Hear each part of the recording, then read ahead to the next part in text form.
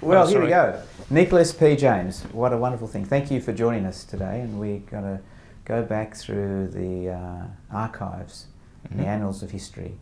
And in fact, one of the things we wanted to do was to actually just place your involvement with Transfield. I mean, how did it come about? Where was the first interaction, to your memory, with Transfield or me or whoever it was? You know, where was the first intercourse, if you like, with us? Well, it was on the Collie Power Station project, which was a project that you all remember very well. I do. So the first time I worked at that when I was at Westpac, and I think I started working on that in around about 1988 or so, 89 perhaps. 89, I think it was, a bit later. Yeah, 1989. We worked on it for quite a long time. The project was ultimately unsuccessful and went to a competitor and was downscaled, but we worked on a bid which was won and then lost effectively. And while we were working on that project was in your department of Transfield, so I met people from Transfield and I met you as part of that process.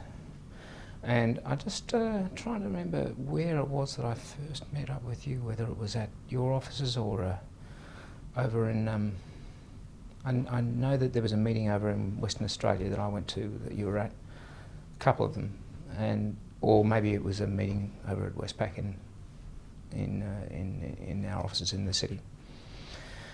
And that was a pretty interesting project. We had to sort of develop a project financing structure for a power station which was being done on a build, own, operate, transfer basis, a 600 megawatt project, 2 times 300, right.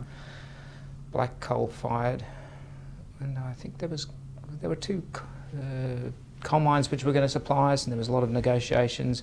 And in the meantime, while we were developing it, I think SECWA's power requirements actually were, rather than climbing at the rate that they thought, tailing off or at least not growing. And it suited them at one stage or another to pull the wool out from underneath our feet, which they duly did. They duly did after we won it. So you might remember we joint ventured with Mitsubishi Corporation. Yep. And that was a wonderful relationship considering what we went through.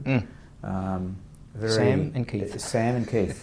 There's some great stories about Sam and Keith, particularly in the Indian restaurant, which we won't recall tonight, or today. But that was good fun. But I remember it was quite a big deal for Westpac at the time, and we actually had some discussions. I remember with Frank Conroy, who was the CEO at the time. Yep, that's right. Because there was a lot at stake for both the bank and for us as well. And I remember Glenn Cunningham was involved in that meeting. It wasn't one of our most successful meetings, but... Is that right? Yeah. I can't remember there were a number of different vicissitudes in that transaction, but I do remember we had a number of other banks involved. There was NAB, a couple of guys from NAB that I'm still in touch with. Yeah. Who was the guy leading it from Westpac? It was a guy called Drew somebody. Drew Simonson. Simonson, that's what it yes. That's right. And I don't think the relationship with Drew and people at Transfield was sort of up and down as well. I remember that. It was. And that was one of those things where I think the guy running the relationship was, there were a couple of difficulties with him which you guys had, but I think that because I was just working on the financial model, I think I could sort of give answers to things which the people at Transfield appreciated. Yeah. And I think what was really, for me, the most, when I look back now after 25 years, it was early 90s for us, this project. This was at a time when my brother Marco, who was a managing director, a joint managing director with Paul Salteri, asked me to come back from Brisbane and set up this group called Transfield Project Development, as we then named it. And this was one of our first major projects that we'd started up. I started up that group in '89, and I think towards the end of 1990 we then got engaged somehow in this Collie Power Station bid, and all the things that you've said, transpired and happened. However, this project was really critical for this fledgling element within the Transfield empire. This was a new idea, this whole project development, and we were certainly pioneers. There weren't many companies doing that at that stage, certainly not private companies. I know the banks were interested in it, but they hadn't actually recognised infrastructure at that time. And there's a whole story which we might come back to later, because it's a fascinating story of what happened to infrastructure thereafter, and some of the key projects that we got involved in that helped really push it along. But you know, our engagement really started with you, particularly through Collie, and we really had a good shot at that. But as you say, SEQA, State Energy Commission of Western Australia, the customer really pulled the rug from under our feet, because we had won the tender but not been awarded the rights because we still hadn't agreed, which was like a 2 to 3% difference in what our tariff offering was and what they said they were prepared to offer. In the end, we made a major mistake by not locking that in and actually confirming the project and going on and building it, because it gave them time through that period to review whether or not they actually wanted to go forward with it. As you said, there were some issues with the load growth, and in the end they decided to do it in a just a turnkey contract rather than a build, own and operate. With ABB, I think. With ABB, arch enemies, who lost the bid to us in the first instance, but in fact got the project in the end with a much lesser risk profile.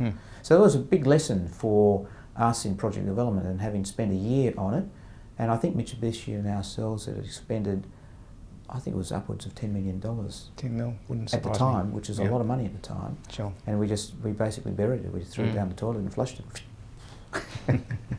So, but they were heady days, you know, and it led to a lot of other activity on our part. But this is really more about your engagement with us and your memories of us. So we probably shouldn't spend too much more time on that project per se. No, but that was the first engagement that I had with Transfield. I was always interested in Transfield, and I was quite pleased to be involved in that project, because Transfield had a reputation at the time as a sort of a very go-get-em type of innovative company. Obviously it had the great success of the Sydney Harbour Tunnel, which was actually opened during the time that we were working on the project. Correct. And which was 92. 92. Just to put the time to it, yeah. But that project had probably been 10 years in the sort of making. You know, it was a proposal that was basically put to the government by Transfield, and it was new technology, and it was a new financing structure, and it was completely exciting and innovative, and I really liked that element of Transfield, because it had that sort of idea of let's do something different, let's do something new. And so for me, working with Transfield and Mitsubishi as a financial advisor was quite interesting and exciting. And when we finished working on that project, you actually had asked me once or twice if I would be interested in working for Transfield, and I said at the time, you'll remember this, I don't know whether I want to work for a construction company. I want to work in the financing side, or for a bank, or for. That's right. And we can come back to that a little bit later. But then I do recall. So when I left Westpac to join Transfield, I was asked to join Macquarie Bank. I was asked by Macquarie for a reference, and I gave you as a reference. I called you up and said, "Oh look, I was wondering if you wouldn't mind being a referee," and you expressed some disappointment that I decided not to actually come across to Transfield. But anyway, you gave the reference to Macquarie. I did. And a glowing reference it was. I'm sure it was. Thank you. And so you passed it. You've got him. I wanted him.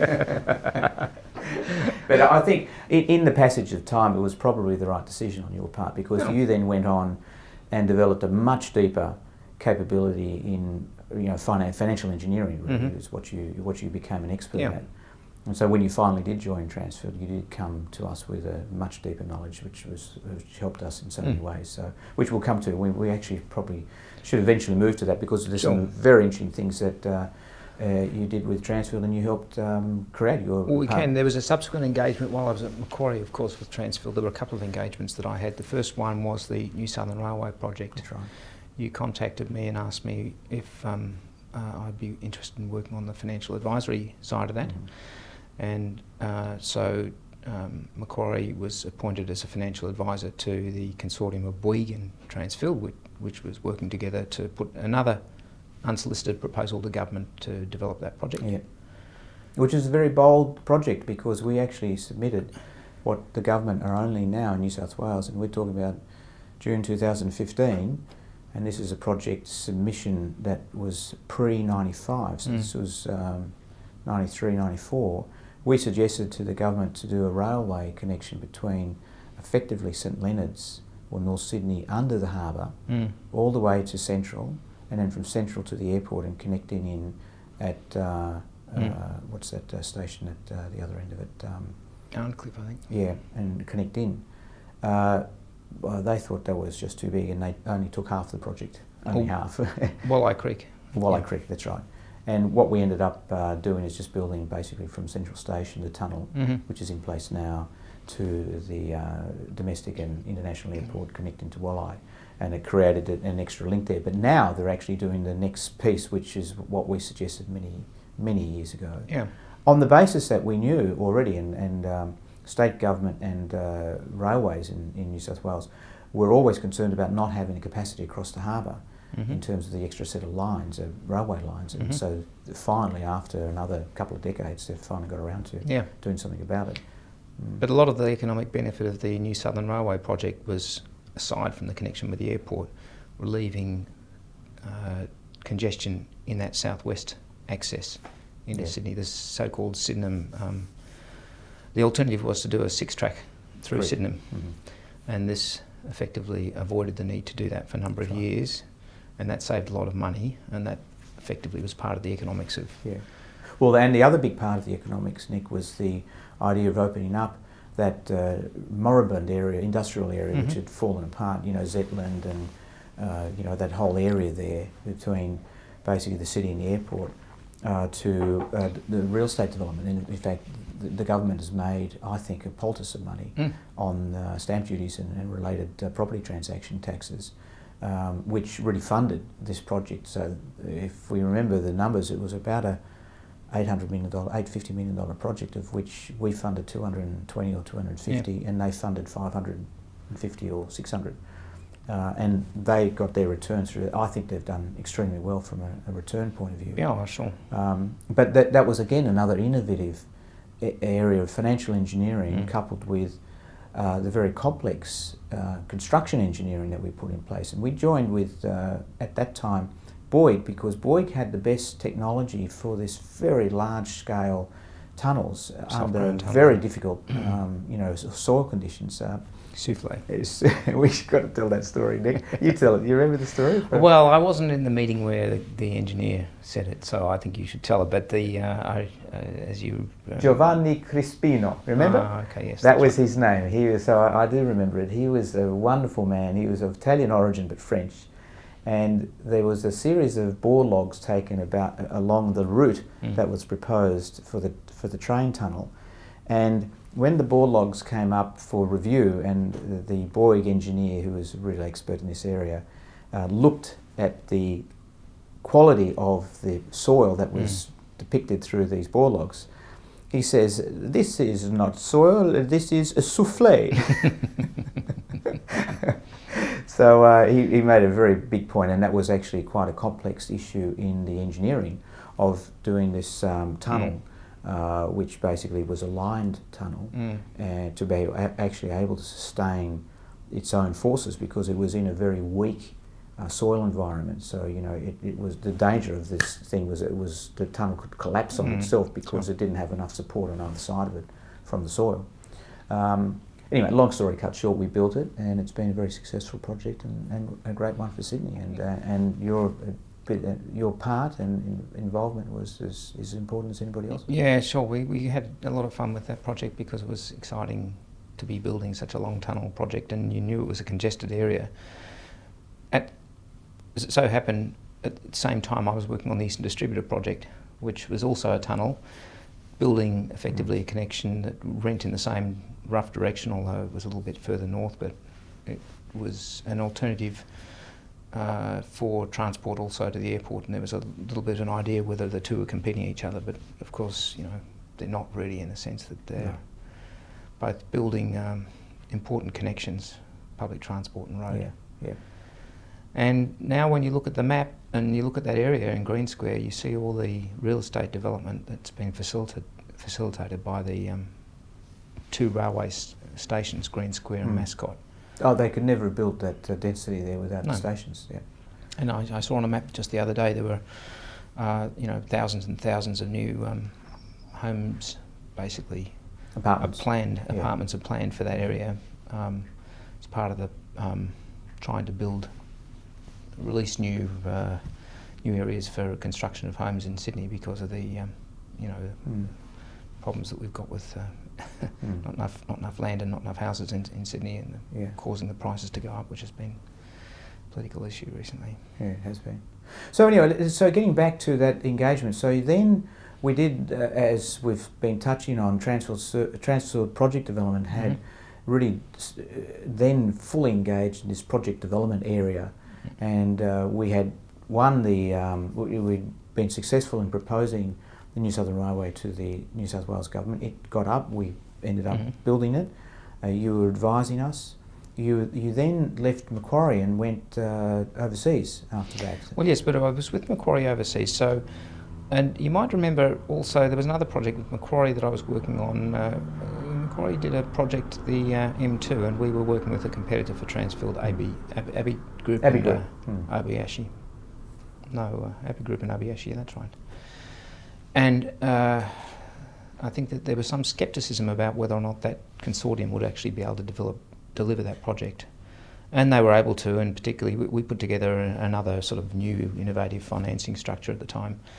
And once we'd won that project, I think Transfield was very keen for us to work with, to have the same team work on the financing for the project down in Melbourne, the Melbourne City Link. Which is what happened, but you didn't get involved in I was involved at the very start of it. So, but that's it, because then you dropped out and went off. Yeah, I was working on the Eastern Distributor project. We had separate teams, and that's right.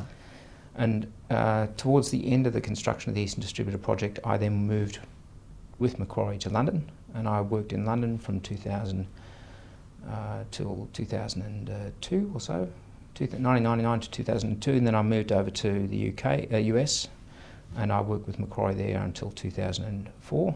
I left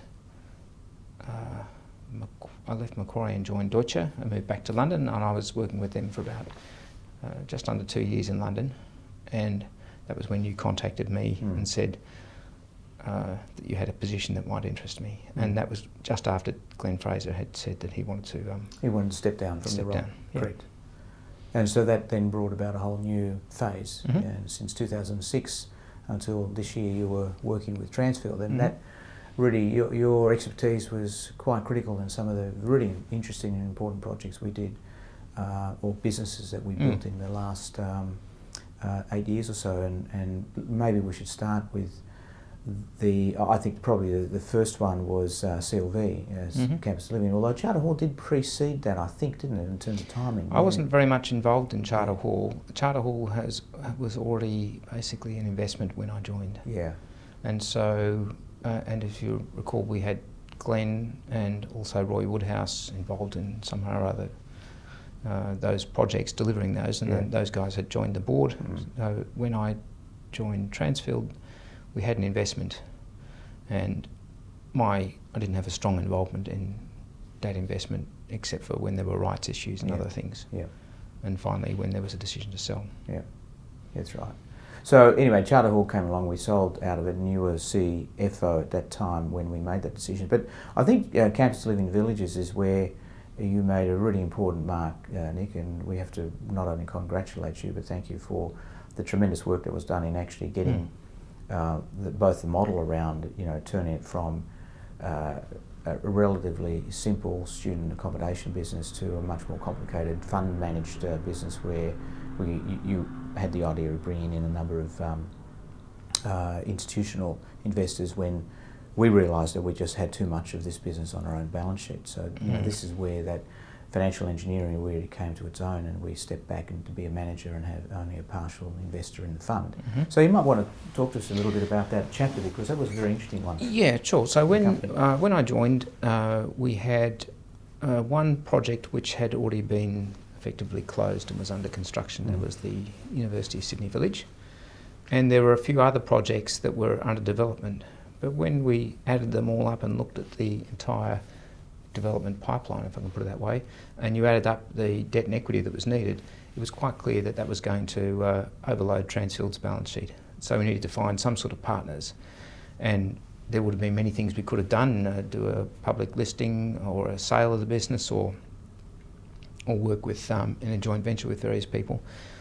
From my recent background, I thought that the best outcome for Transfield would be if we could effectively still keep control of the business, but find other people to contribute most of the equity. And we went about putting together a managed fund structure which enabled us to do exactly that. And Transfield had the ability at that stage to contribute towards the management of the business in terms of development and in terms of operations and financing. We had a whole team of people who were able to basically contribute that sort of knowledge. And we turned a business which was, a couple of hundred beds here and 500 or 600 beds there into a business that today has got a far more solidity and far greater mass. And I think that's exciting because it's a good business, it's a good sector to be involved in. I always like being involved in something that's got some sort of real substance to it. And so it was something different from what I'd done before, and that I'd been involved in infrastructure sort of projects or power projects, and this was the first sort of more, people call it sometimes specialised property or infrastructure of one sort or another, but it was a project which was providing a sort of a service to a different sector, but nevertheless a service which was sort of more or less essential. And so it had elements of it that were really attractive to me and attractive to Transfield, I think. Transfield liked being involved in things like that. And the financing structure enabled us to maintain that sort of effectively the control over quite a substantial amount of capital. So in the end we were sort of with an investment of $30 or $40 million controlling upwards of a billion and a half of capital. When we finally exited, today the fund's got a gross asset value of about $2 billion. So, and our investment at the time was sort of $60 million. So roughly 3% of the capital was being used to control that, and that was sort of exciting for us because I think we had the ability to contribute that value and put together a business. And I think that was a great achievement. So, Nick, that you're right in describing it that way. And you talked about the essential nature of the business. I mean, when you think about universities, and it was certainly a growth period while we were there, and I still think it is now, but I think there's a lot more, there are more entrants that have come into it, probably making it a bit harder than it was when we started back in 2004, which is, I think, the first time we started with just half of 600 beds or something, and we ended up building a business, as you said, that controlled, I think, 40,000 beds more or less by the time we exited. So that was quite a big business. But the idea of actually providing a service to university students, which is the live, learn and grow concept, which I think was a very nice way to summarise that this was not just about providing rooms for kids. This was actually about helping them make the transition from home to university and putting in place programs that would help them actually engage better as they made these transitions. So I was personally very proud of that part of it. Plus the fact that we built some very interesting pieces of infrastructure with cutting edge technology. And interestingly, by the way, Architectus, which did so much work for us here in Australia, is also the partner to Sana, who are the Japanese architects we chose for the gallery to do the extension. Oh, right. So it's just interesting how that came about. Oh, wow. It's just a little bit of a side. But the journey with Campus Living Villages was a really very exciting one, and I think the time for us to exit was brought about by a variety of different things, good, bad, or indifferent, whatever it is. It in the end, I think it did mark probably the right time to get out for us because we added as much as we could in that phase. I think the institutions were looking at a way to do it differently going forward, and probably the best thing was for us to step out. And I think on that part you made a huge contribution in helping make that as as amicable and as professional as it could be, and for us to at least extract the reasonable amount of value that we put into it, which was great. So we sort of did okay in the investment. It wasn't didn't really set the the place on fire, but it certainly was a good return for us for a number of years, which was great. Yeah, a good return, making some good money out of something which is also something you can look back at and say that's a good business. Yeah, I think we were all very proud of what we did at that, and I certainly feel that way. Yeah, and when you talk to people about the projects that have been developed, for example, the University of New South Wales High Street campus accommodation, about 1,061 beds there we built. It's now 4 or 5 years that's been open, and it's really buzzing. It's a great facility. People who live in it speak very highly of it. Both the actual architecture and the physical structure that was constructed, and also the vibe that's been created by the management structure that we put in place has really been appreciated, and it's what the university now sort of effectively looks to see how they can basically develop things which are, you know, as good as, or if not better than that. That's their sort of standard, I suppose, their reference. Yeah. And that's pretty good, working with, you know, an institution like University of New South Wales, a very, you know, substantial, solid, very well-reputed university, to be able to do something for them on that scale is exciting.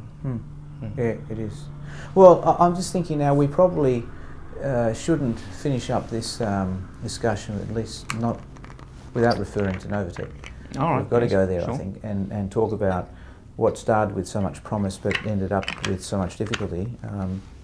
And you know, I think the idea of getting into the renewable energy business was something we had touched on in many different ways on the way through. Without going through a long history of how we started, we did get involved with similar technology in Linear Fresnel, which was this solar heat and power, which was Australian originated technology, actually, and a Canadian, David Mills, came up with the first variation of it.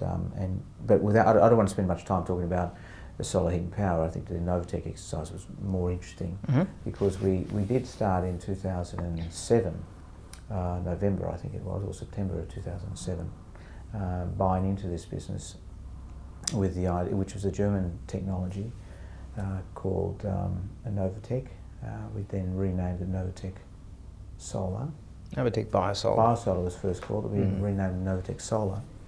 And we really did take a germ of an idea into a commercial production, which I think on its own was a very great feat to actually achieve the delivery of the technology to what it promised it could deliver, and it did deliver that. The only problem was it didn't actually keep up with the other competing technologies to be cost efficient, to actually show that it could lead in the solar area going forward. So I think it was interesting to get your perspective on that whole journey, which was pretty well 7 years. It was quite a long time. Yeah, it was 7 years. We entered in 2007, September 2007, and I guess the final exit was only completed in 2015 or so. It was, so just a couple of months ago. Couple of months ago, and Novatech was ultimately financially very unsuccessful for Transfield, but it was successful in terms of, as you point out, the development of the technology. We helped a bunch of people. We looked at the technology, their technical ideas, and we liked those. We had a basis of a comparison because we were looking at the solar heat and power technology, and we realised that they had a number of problems with their technology, and they had a little bit of an approach towards that technology, which was that they should just win and bid for, you know, gigawatt style size projects, and then sort out the technical problems later. And we were uncomfortable with that, and that sort of was probably the start of the friction that we had with them. When we looked at the Novatech technology, it was apparent to us that they had considered many of the problems that we saw in the solar heat and power technology, where the individuals there weren't sort of a mind to effectively sort those project problems out. The guys at Novatech had thought through a lot of those sorts of problems: constructability, manufacturing, quality control, and they had really thought about that quite a lot, but they were guys who had not that much experience, or no experience basically, in project development, and also in heavy engineering that was required to build a power station based on their technology. And we added that element towards to that business, as well as the ability of project development effectively in the financing side. So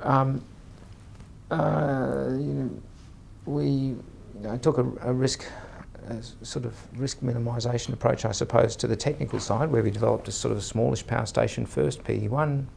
We waited to see whether the technology worked and how it played out on a relatively small scale, 1.4 megawatts. And then we, after we'd sort of seen that the technology actually delivered and could drive PE1, we managed to find debt and equity investors to invest in the PE2 project, and to, again, sort of try to minimise the exposure to Transfield to that project. And we finally got to financial close of that project, so I think in April 2010, a year after the PE1 plant had been operational.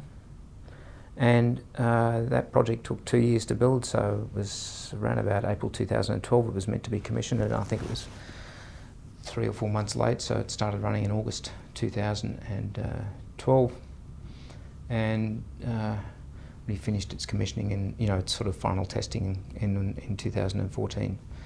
And the problem for the company was that it was not able to actually find any new projects which basically worked economically in that 4-year period when PE2 was under construction. Yeah, and we had a number of distractions, thinking that we had strategically made the right decision to ask ABB to come and join us. In fact, we went out looking for an industrial partner, and they joined, and we thought, well, this will be the sort of the golden egg, or whatever the expression is, to actually take us into the next phase. But in fact, ABB was so caught up with their own issues internally, and their network was not familiar with this type of technology development to actually promote it in the various different regions that they had access to potential customers. So unfortunately that relationship didn't turn into what it could have been, and in the meantime we also missed a new opening area of development, which was in the oil enhanced recovery. That's right, yeah, they weren't so keen on that area. Yeah, and they weren't so keen. It was a great pity, because I think this is probably where the technology even today would still be economic. Although of course we've had the huge oil shock with the significant drop in oil prices would probably make that harder to get that going. But those, the major customers in that area, the oil and gas area, would have looked well beyond the horizon of the 5 or 6 years it's going to take for this oil pricing issue to sort itself out, because they still need to figure out how they're going to get the rest of the oil out of the ground at the cheapest rate possible. And I think we were still economic even at current oil prices. Sure. So that was a great pity, and I think we got to the point where we just felt we couldn't continue to support the technology without winning projects, and so we had to close it out. Technology was basically successful, and in the meantime the market shifted. And that's one of the risks in investing in something like that, with a long lead time in terms of the technological development. Planning the power station 2 years, testing the technology took 1.5 years, 2 years. Planning the power station 2 years, constructing it 2 years, sort of 5-6 years, and in the meantime the market had moved so much. Significantly, that's right. That the technology was no longer anywhere near as attractive in a financial sense. Yeah. But so I think it was a good exercise, and I don't think there's no regret's not the right word to describe it. It's just an issue of maybe what we could have done differently. Could we have actually spent more time on due diligence? We probably could have. How would that have changed our decision? Probably only the way we entered the actual partnership with them, but I don't think it would have changed a lot in terms of our application of capital and whatever. Well, look, I'd say certainly I would have done a little bit more due diligence, knowing and known a little bit more about the company. There were sort of various issues that we came across in the company after we completed the purchase, which were problematic. We managed to solve those problems, but they were irritations for us. We might have been able to get solutions to those problems quicker if we'd basically waited and got those problems solved prior to making the investment. But the fundamental problem that we had, which was one of market shift, was something that it wouldn't have mattered how much diligence you'd done in 2007. You would not have predicted the change in the photovoltaic prices that occurred subsequently. Yeah, I think that was a surprise to a lot of people. The prices came down by a factor of 8 or 9 times. The silicon chip prices just came down and down and down, and today the cost per megawatt installed is, just so much cheaper than you could possibly get with solar thermal. That it puts solar thermal into a niche where it only works in particular areas, either industrial heat or perhaps with some sort of storage solution. That's right. Yeah, it's a great pity. But Nick, we've got to. We can't spend the whole interview on Novatec, and it was a interesting chapter. We all worked hard. Your own, my involvement and yours was very deep with the company. We spent a lot of time and personal sacrifice to us and our families. Yeah, there was a lot of travel, and I guess I'm only now appreciating how bad that travel was. Now that you're not travelling anymore. Yeah. Anyway, it's great not to be travelling so much, but I think it was a big team effort. There was a lot of work we put on, late night calls to Germany, making that investment. There was the time zones. There was the time that involved in actually travelling there and back. There was the different sort of legal system in Germany, the different culture, the language problems that you have. There was a huge range of risky issues that you get when you're making sort of a long distance investment like that. And I think that it was a credit to the team when you look at the number of people that we got involved in it, from a legal, from a technical, from a sort of financial or commercial perspective. We put a lot of resources in to make that work, and we did make those projects work. Yeah. And we managed to put together the fairly large project, the PE2 project, and deliver something which sort of sits on the ground and actually generates power. And when you look at the fiasco that some of our competitors had, it's something still to be proud of, even though from a financial sense it didn't work. Yeah. Well, the project actually did. If you remember, we made actually a lot of money on the project. On the price at the time, it was a lot of money. Right. Yeah. But unfortunately, we ploughed all of that back into developing the That all went into the black hole. Yeah, that's right. It never came back to our pockets. Well, luckily, basically, it relieved us of a need to finance that amount. So, it was successful from that perspective. It was. But, when you look at the problems that our competitors had in the space, they were much bigger. And I'm not trying to sort of say we were geniuses in the way we went about it, or excuse the mistakes that we made, but when you look at the mistakes that others made in the same space, they were bigger, nastier, and had worse outcomes. The technology, the solar heat and power technology, went on to be sold to some West Coast venture capitalists, and was eventually then on-sold to Arriva, the French utility. And they thought that they would bring their technology expertise and their industrial capacity to making that technology work, and they failed utterly. And the projects they've developed today are all failures. Yeah, all disasters. That's right, all disasters. You're quite right. Okay, so what I wanted to do is turn, if I could, to the Transfield, the people, the family, the culture, our involvement with the arts. I'd be interested in just changing the subject completely and looking at, which I remember you saying many times was one of the great attractions of this company, that we actually had a very interesting and diverse interest in not just our engineering and investment and other business activities, but actually in cultural activities, involvement with the Australian Chamber Orchestra, the Biennale, Sculpture by the Sea, Sculpture Society, and the Art Gallery in New South Wales and all those sort of things. So I wonder how you saw it as part of that journey with us during those 7 years, and even probably prior to that, but mainly while you were with us. How did you sort of value that? Well, it did start, as you say, prior to that. When Transfield was started, Australia was a very different place to what it is now. And the economy was largely agricultural. It didn't have a strong industrial base, and it was also very white bread in so many different ways. It didn't have the strong influx of migration from southern Europe, which occurred post-World War, was only just really starting to sort of have any effect on the society, and the strong influx of migration from Asia, which happened in the sort of 70s and 80s in Australia, hadn't yet happened. And Your father brought a very European sort of approach to society here in Australia, with the idea that big companies should do more than just do whatever that they're involved in. They should make a contribution to the community, and I think a certain amount of that was his marketing, but a certain amount of that was his belief and his interests. The activity in his mind was sort of so prodigious, I suppose, and his interest in the arts was clearly something which was not just confected, it was a deeply held interest, and that reveals itself in the sort of artistic works that he was involved in, and he's certainly passed that on to both you and Luca. And so that had an impact both on projects that you had been involved in, or things that you'd been involved in since well before I joined Transfield, that were ongoing at the time. Biennale being one of those, your involvement in the Australian Chamber Orchestra, that you had the involvement in the art gallery. Of course, that's a sort of personal one, but I don't, it's still part of the whole Transfield / Belgiorno-Nettis sort of endeavour, if I can put it that way.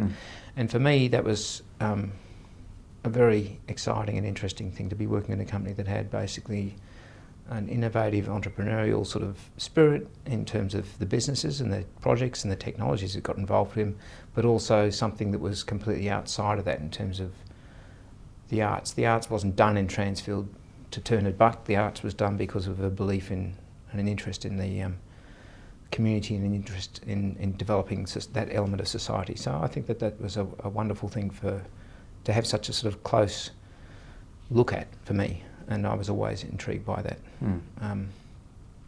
And it certainly gave me and many other people in the company a lot of interest and pride to be involved in a group that was quite so engaged in something that was completely interesting to society, but not being done just for. A lot of companies do what do you call it? Do things like corporate that. social responsibility. Yeah, CSRs. Yeah, exactly. Right. Yeah, they do because they think it's it's required of them. Required, fashionable. And there are people employed to do it, and they sort of say, what will we do? Let's do this or that or the other. But this is led completely the other way. Yeah. We want to do this, and let's sort of see what we can do. So you look at Transfield's contributions in that area. They've been sort of substantial across a range of areas, and it was really exciting to me. Yeah. Has been from my point of view too, by the way. Yeah. Well, it started by my father. He certainly had that, and I've spoken about this many times, but we were given confidence in dealing with the arts and recognising philanthropy. That's what happened around me all the time, and that was normal. That was my normal environment. Whereas other people clearly didn't get that, and until you're older, you don't realise.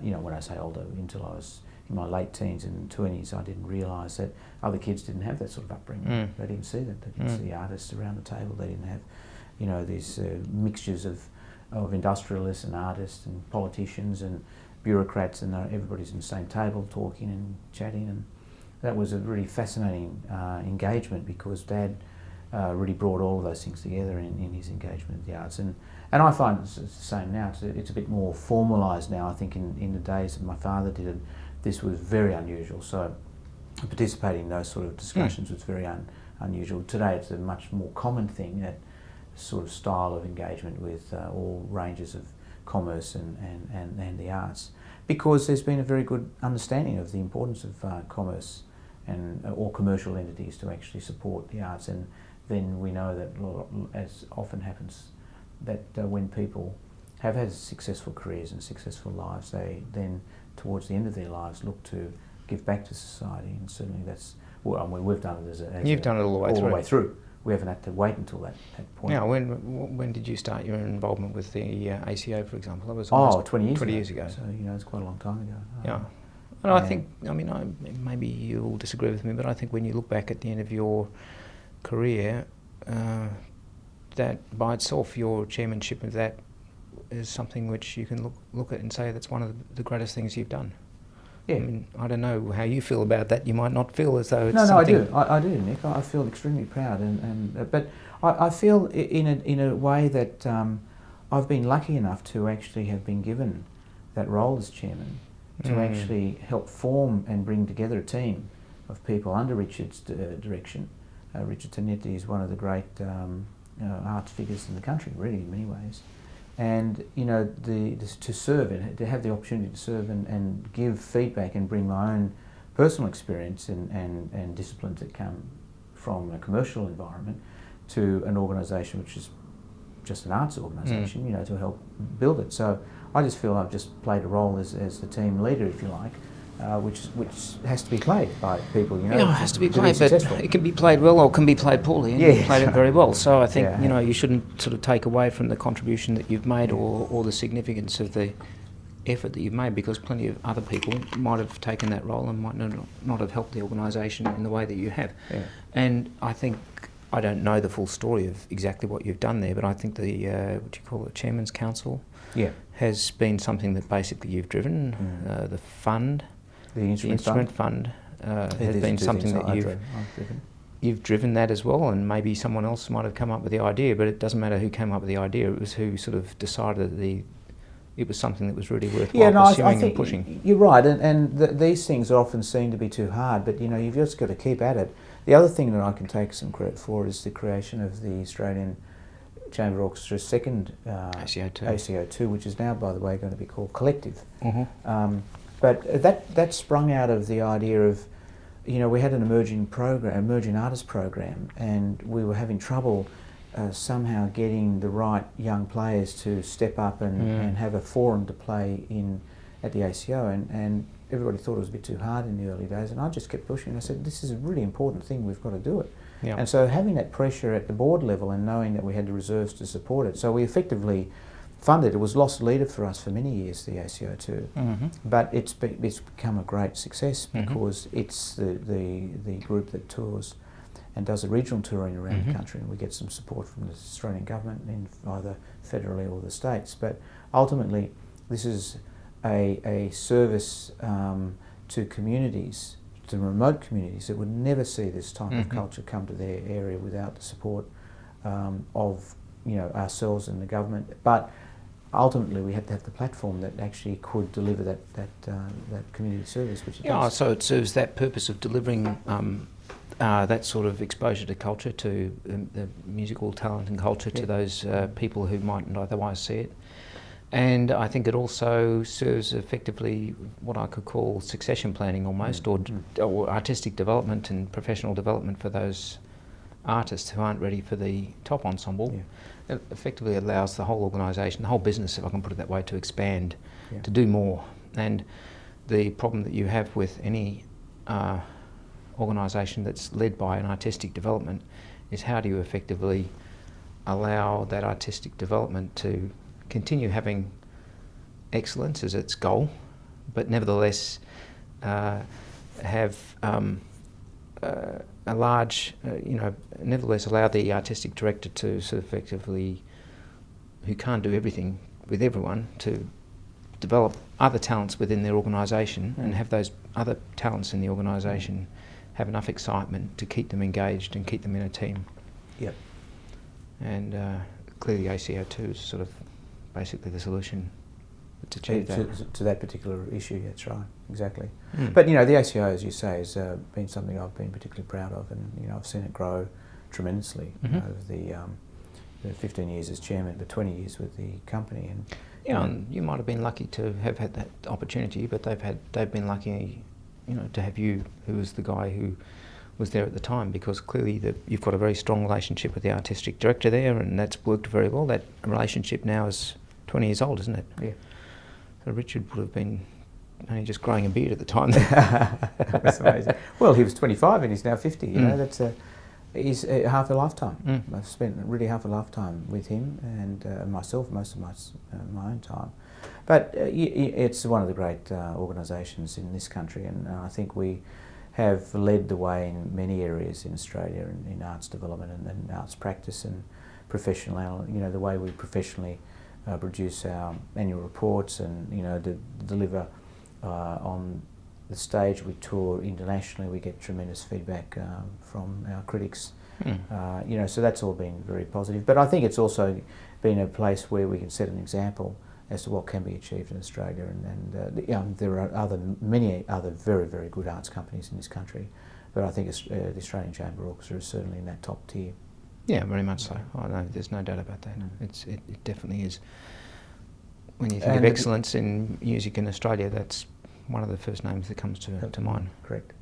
What about the Biennale? We had a sorry chapter to lose our interest. What was your perspective, you having been close to it for so many years? I mean, I think that was sort of unfortunate in many ways. I think the key thing to me, which was the most unfortunate thing, was the perception that somehow or other Transfield's involvement in the Biennale was a whitewashing exercise, a CSR type of exercise, if I can put it that way, something that Transfield did in order to sort of buy social acceptability.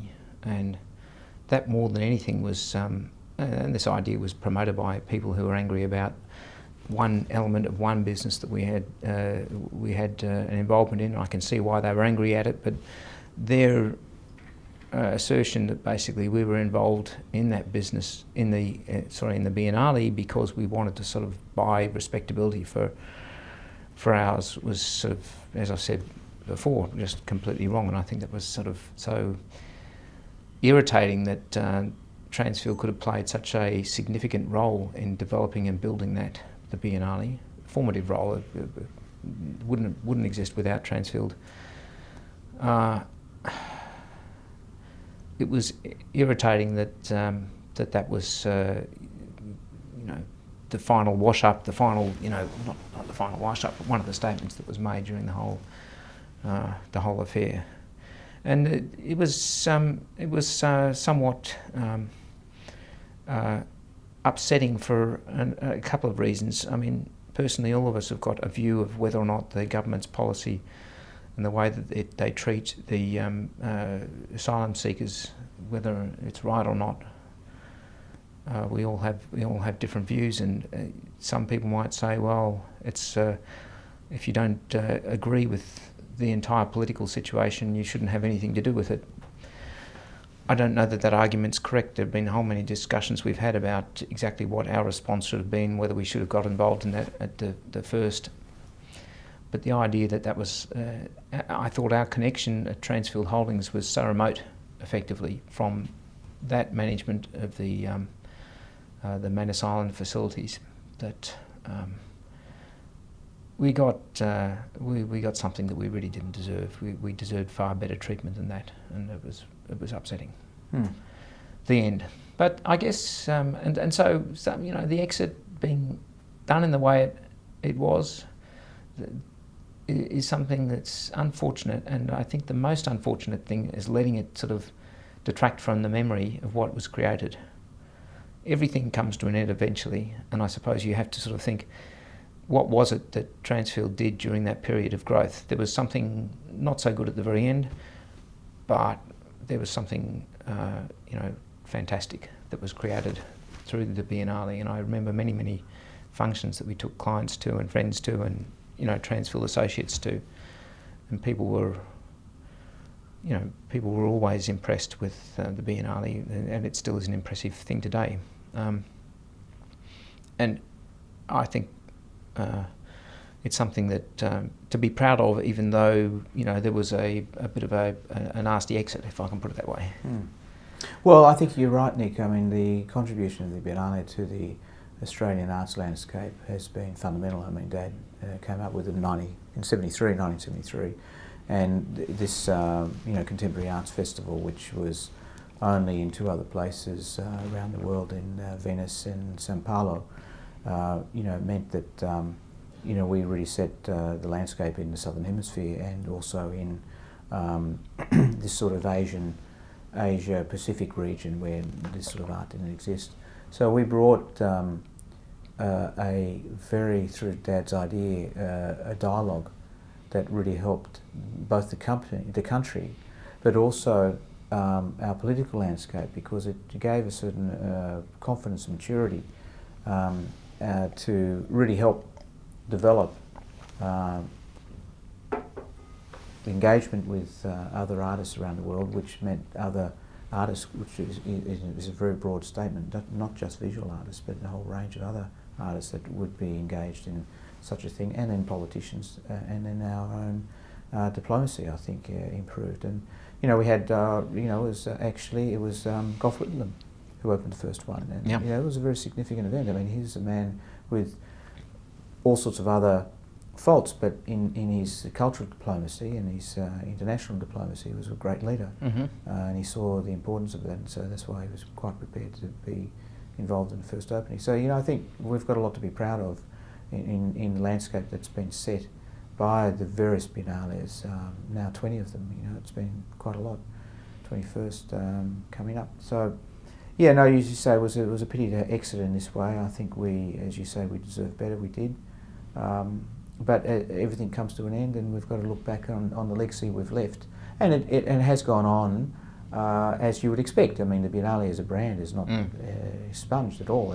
No, you're right. The Nelsons have picked it up, and they're a very strong family. They're probably the right people to take to the next stage. They probably are. I mean, yeah, I'm sure they are. And it's led to a bit of renewal, and that's good. I was worried at the time if they didn't find someone else who was interested.